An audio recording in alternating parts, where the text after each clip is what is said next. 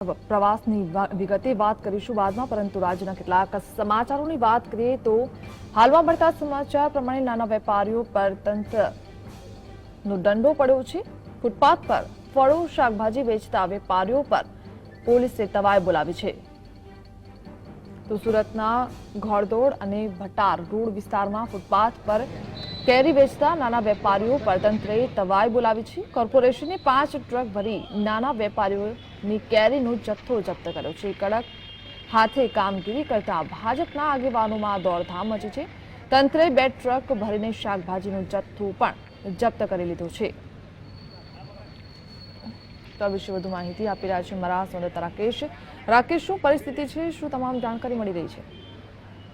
જી હિના, સૌપ્રથમ તો વાત જણાવી દઉં કે રાજ્યના નાયબ પ્રધાન એવા નીતિન પટેલનું આજરોજ સુરત ખાતે આગમન થયું હતું, જેને લઈને સુરતનું મનપા સ્થિત અઠવા ઝોન દ્વારા કડક કાર્યવાહી કામ હાથે લેવામાં આવી હતી। સુરત શહેરના ફૂટપાથ પર કેરીનું ખુલ્લેઆમ વેચાણ કરતા વેપારીઓ પર તવાઈ બોલાવવામાં આવી હતી, જેમાં ખાસ કરીને સુરતના ઘોડદોડ રોડ વિસ્તારમાં તેમજ ભટાર વિસ્તારમાંથી આશરે 10,000 કિલો જેટલી કેરીનો જથ્થો સુરત મનપા અઠવા ઝોન દ્વારા જપ્ત કરવામાં આવી હતી। આ સાથે જ 2 ટ્રક ભરીને શાકભાજીનો જથ્થો પણ જપ્ત કરવામાં આવ્યો હતો।